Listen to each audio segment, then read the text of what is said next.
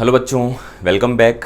तो जैसा कि आपने मेरे लास्ट वीडियो में देखा होगा, मैंने आपको बताया था कि नेक्स्ट 3 मंथ्स में हम किस तरह से IIT JEE एडवांस की तैयारी कर सकते हैं अच्छे मार्क्स लाने के लिए। और मैं अब से जो नेक्स्ट आपके सामने सीरीज़ लेकर आया हूँ वो ये है कि जितने भी चैप्टर्स मैंने आपको बताए थे, जैसे रेड जोन में कुछ चैप्टर्स थे जो बहुत इंपॉर्टेंट थे, उसके बाद बात थे ऑरेंज जोन के चैप्टर जो भी बहुत इंपॉर्टेंट थे, फिर उसके बाद थे ग्रीन जोन के चैप्टर जो कि थोड़े से कम इंपॉर्टेंट थे। मतलब सीक्वेंस वाइज हम चलेंगे इस सीरीज़ में। तो मैं एक एक करके हर बार आपके सामने एक एक चैप्टर के कुछ एडवांस लेवल के क्वेश्चंस लेकर आऊँगा। आपको हर एक क्वेश्चन को प्रॉपर वे में अटैम्प्ट करना है और फिर उसके बाद मैं आपको सॉल्यूशन बताऊँगा। तो स्टार्ट करते हैं। आज का जो पहला चैप्टर है बच्चों वो है KTG एंड थर्मोडायनेमिक्स। और मुझे लगता है कि ये चैप्टर बहुत ही ज़्यादा इंपॉर्टेंट है। जैसा कि मैंने आपको बताया भी था कि लास्ट 5 ईयर्स में 18 क्वेश्चंस इस चैप्टर से पूछे गए हैं। 5 सालों में 18 सवाल बहुत मायने रखता है, आप समझ सकते हो इस बात को। तो स्टार्ट करते हैं बच्चों। पहला सवाल जो KTG थर्मो का आपके सामने है वो आप देख सकते हैं आपके सामने स्क्रीन पर।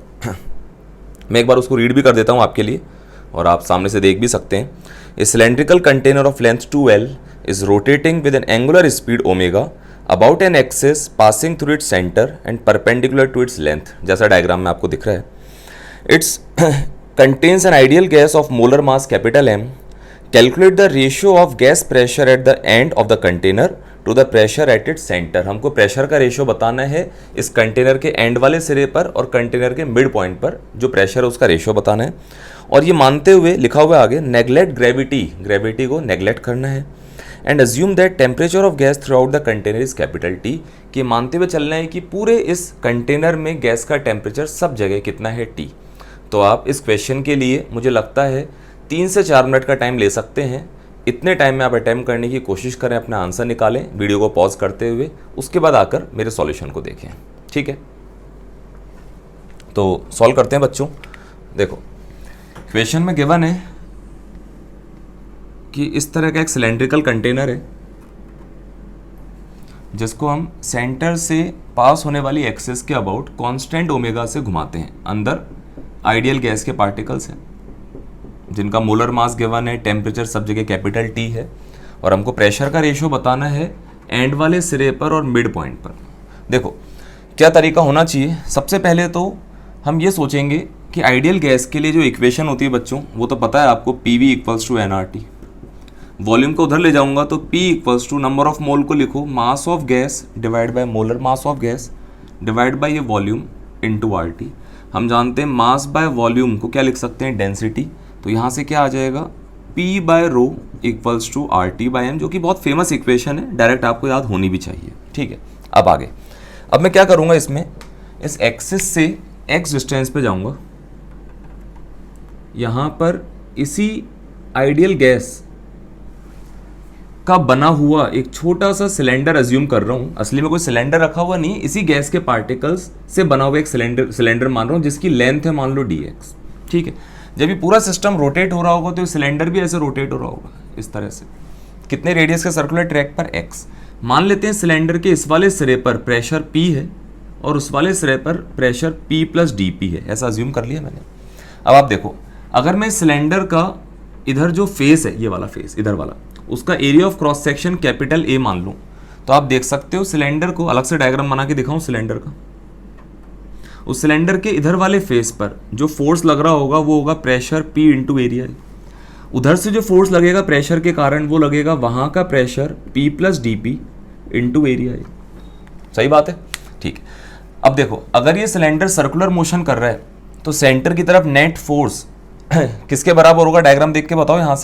यहाँ से P है, उधर से P + dP इंटू इनका जो नेट आएगा टुवर्ड सेंटर, जिसको हम सेंट्रीपिटल फोर्स बोल सकते हैं, F सेंट्रीपिटल, वो कितना आएगा, dP इंटू A। आप लिख के देख सकते हो, इनका डिफरेंस इतना ही आएगा। और हम जानते हैं सेंट्रीपिटल फोर्स होता है m ω² R के बराबर।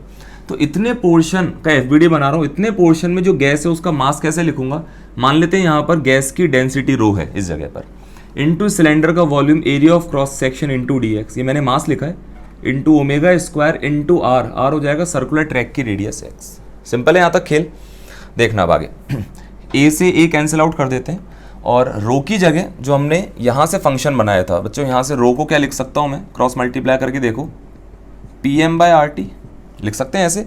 तो रो की वैल्यू वहाँ रख देते हैं, D P equals to rho की जगह P M by R T into omega square X D X. ठीक है, अब अगर मैं इस p को इस तरफ लेकर आ जाऊँ, इसको इस तरह अरेंज कर लेते हैं, यहाँ लिख लेते हैं, मैं वहाँ से ऐसे लिख रहा हूँ D P by P equals to M omega square by R T into X D X. दोनों तरफ सेम प्रोसेस कर लेते हैं, इंटीग्रेशन। अब लिमिट्स देखना, मुझे यहाँ का प्रेशर और वहाँ के प्रेशर का रेशियो बताना है। यहाँ मतलब x बराबर 0, तो x की लिमिट 0 के करस्पॉन्डिंग प्रेशर को मैं मान लेता हूँ P एट सेंटर, और x इक्वल्स टू वहाँ तक की बात करें, सिलेंडर की लेंथ अगर L थी तो वो वाला सिरा L/2 पर होगा, तो L/2 के करस्पॉन्डिंग प्रेशर मान लेते हैं प्रेशर एट एंड। ठीक है, इतने पार्ट को इरेज कर देता हूँ ताकि ऊपर लिख पाऊँ।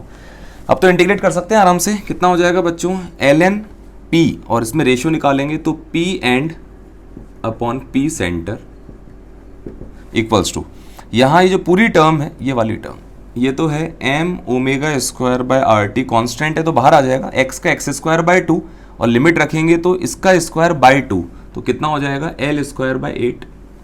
सही है, ठीक है। यहाँ से ln ले लेते हैं, एंटी लॉग ले लेते हैं सॉरी, तो यहाँ से आ जाएगा p end upon p centre equals to E raise to power m omega square l square upon 8 R T. ये आंसर है। ठीक है, तो सिंपल क्वेश्चन है, कोई बहुत टफ नहीं है, और मुझे लगता है कि बेसिक नॉलेज सिर्फ इस बात की होनी चाहिए कि किस तरह से हम एलिमेंट लें, वो सर्कुलर मोशन कर रहा है, तो इसमें और भी फिजिक्स काम आई है। ऐसा नहीं कि सिर्फ ये केटीजे थर्मो का सवाल है।